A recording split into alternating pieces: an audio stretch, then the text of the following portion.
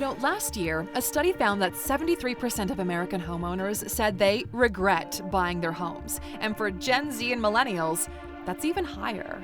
But then why does everyone think that homeownership is the ultimate sign of success? Isn't owning the land you live on supposed to be the smartest financial move you could make?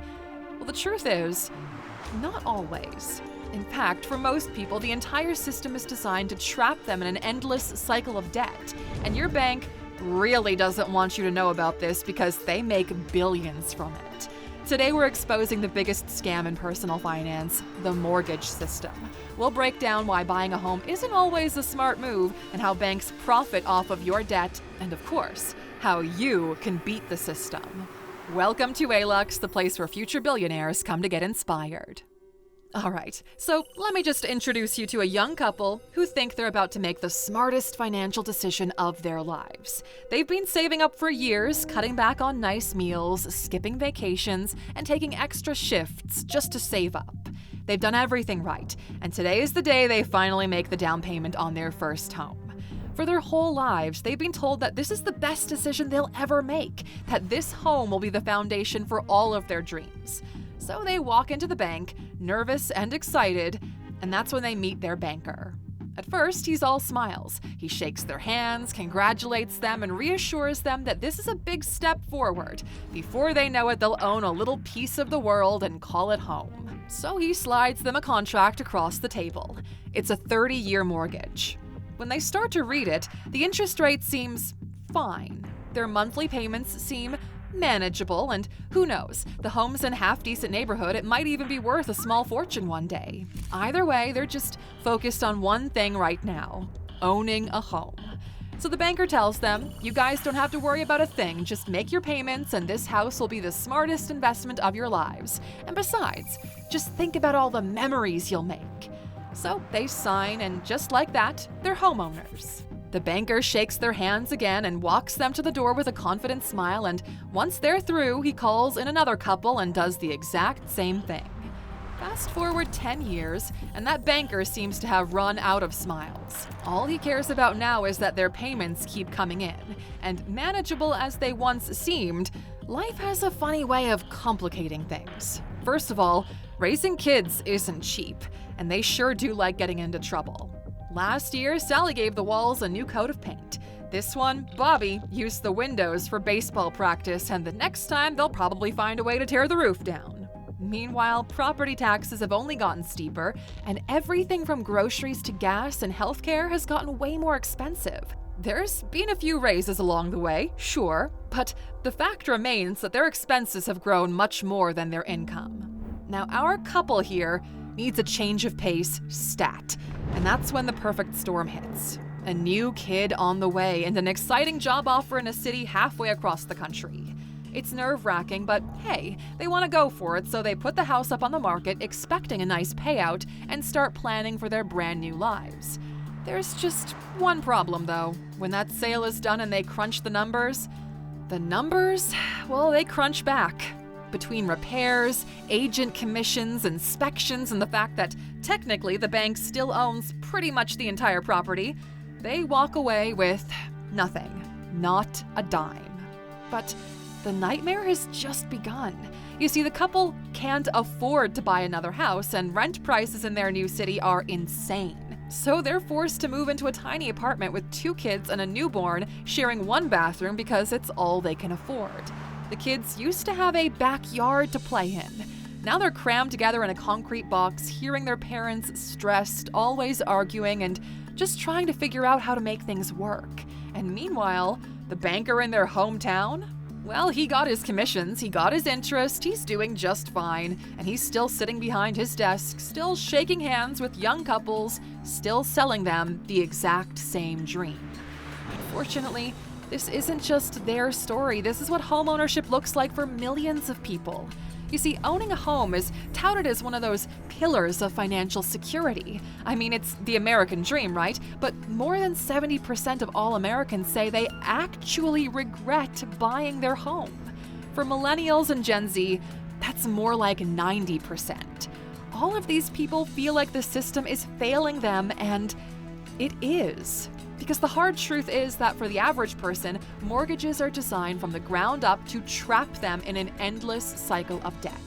Honestly, once you see how the system really works, you can't unsee it. And most people never realize just how broken the system is until it's too late, until they are in it. So how does this happen? How do so many people buy homes, make their payments, and still walk away with nothing?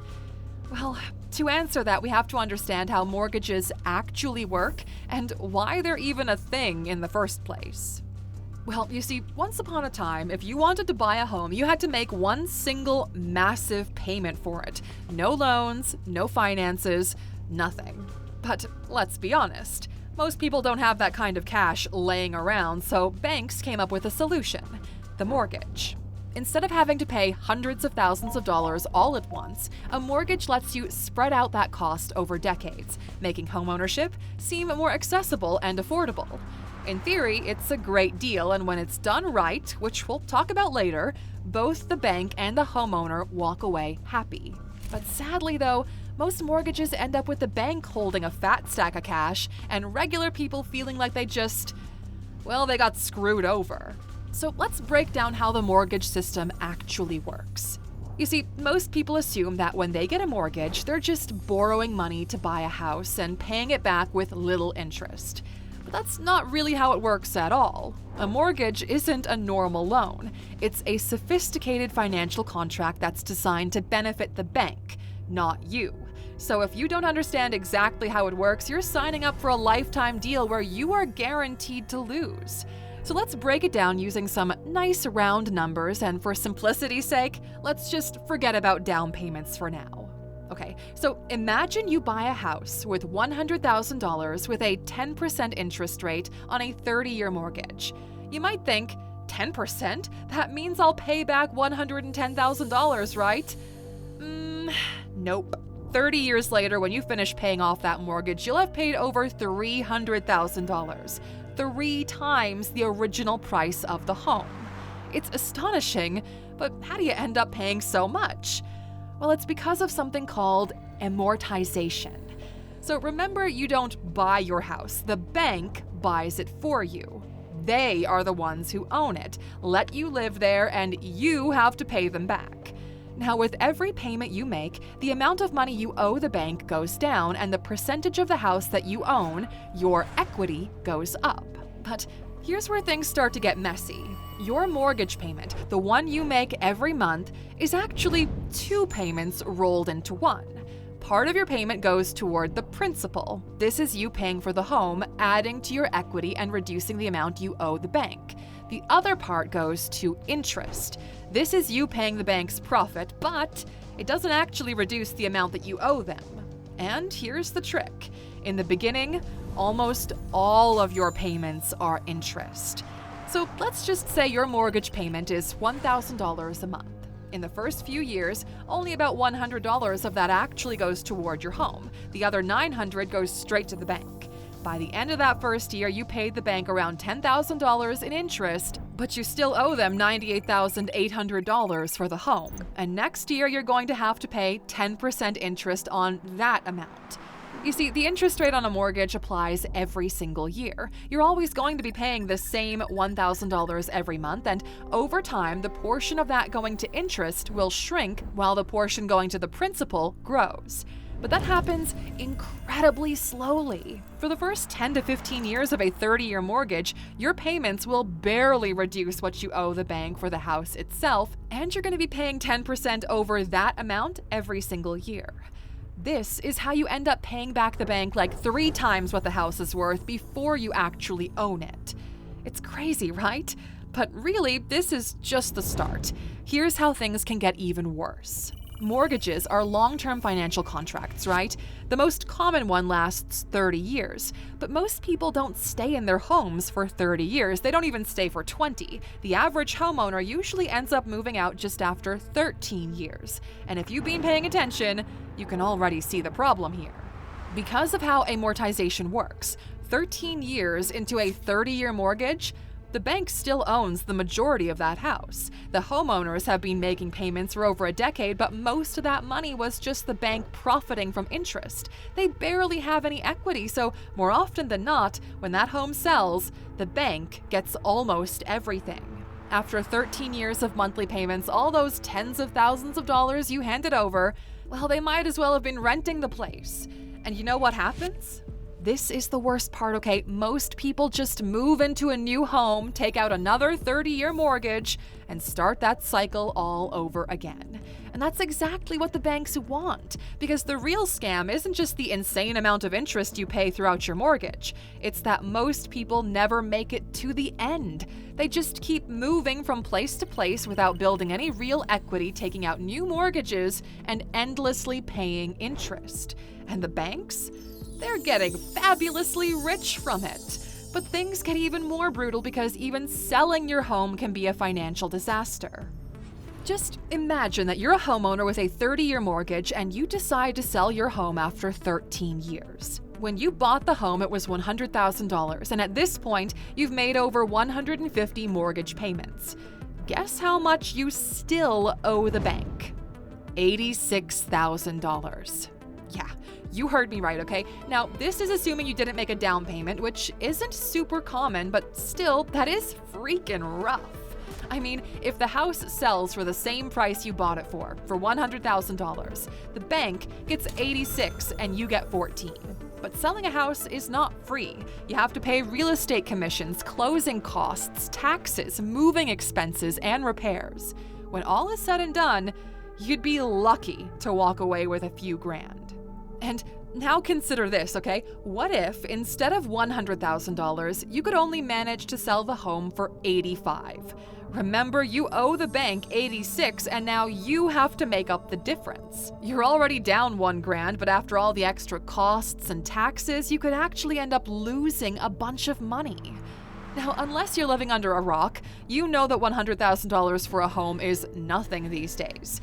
If this happened to you in the real world, you could end up in hundreds of thousands of dollars of debt, and sadly, it happens all the time. But look, okay, the last thing we want to do here at Alux is for you to leave this video thinking homeownership is a complete and total scam, because that would be an exaggeration, okay? Most people just don't know how the system really works, so they end up trapped in deals that benefit the bank way more than they benefit themselves. And as we said before, it's not that mortgages are inherently evil. No, in fact, when you know how to use them correctly, they can make buying a home much safer and affordable, and they can turn into a great investment. Knowing the do's and don'ts of taking out a mortgage is definitely worth it, so to make sure you learn something that can benefit you today, we're going to give you a few simple rules of thumb that you can use to avoid the biggest mistakes and make the most out of your money. So just know that none of this is financial advice. We're not telling you what to do, but if you're thinking about buying a home, these are 5 things you should keep in mind. So first and foremost, the longer the mortgage, the more you pay in interest, and the more the banks will profit off of you. So avoid 30-year mortgages, and if possible, go for ones that are 15 or even 10 years. Your monthly payments will be higher, but in the long run, you'll save a lot of money. Second, never buy a home with zero money down. If you do, you're starting your homeownership journey with literally zero equity, which means you're going to be paying off even more interest. A common piece of advice is to start with a down payment of at least 20%. Third, look at the total cost of living in your home, not just the mortgage payment. Owning a home comes with property taxes, insurance, maintenance, and repairs. If you're not budgeting for those, you're being irresponsible. Fourth, don't just assume your home's value will always go up. Housing markets can stagnate, decline, and even crash like in 2008. If you're buying a home to live in, buy it because it fits your lifestyle, not because you think it'll make you rich. And finally, only buy a home if you plan to live there for at least 10 to 15 years. Otherwise, you'll never build real equity. You'll get trapped in a cycle of debt. If you're going to be moving constantly, maybe renting is your better option. At the end of the day, homeownership is just a tool. It can help you build wealth or destroy it, but it all comes down to how you use it. And buying a home is just one of many milestones on your journey, right? If you're building a life of true financial freedom, there's going to be a lot more of them than just this one. Let's be real for a second, okay? The reason people end up making costly mistakes like taking out a 50-year mortgage, and yes, they do exist, is because they never learn basic financial skills. School never taught you how to negotiate a mortgage, how to invest in stocks, or how to start a business, even though these things are what actually make a difference between struggling to get by and achieving real financial success. Face it, okay? Nobody teaches you this stuff, and that's exactly why we built the Alux app. This isn't just another financial app, okay? It's a complete roadmap to mastering money and building the future you've always dreamed of. When you sign up for the Alux app, the very first thing you do is take a short quiz to help you get clear on your personal and financial goals. And based on that, our algorithm builds a personalized growth path just for you. Just like buying your first home, it lays out every financial milestone you're going to face on your journey. So instead of waiting years to figure out what your next move is and how to get it right, we show you exactly what to focus on step by step. Inside the app, you'll find practical tools to stay on track with your goals, daily insights to help you develop a wealth-building mindset, and courses from industry experts on everything from leadership to investing and entrepreneurship. Hundreds of thousands of CEOs, professionals, and ambitious people like you are using our app every day to navigate their financial milestones the right way, and it's making a huge difference in their lives. So if you're serious about making your dream life a reality, download the app and scan this QR code on screen, and you'll get 25% off the annual membership when you sign up.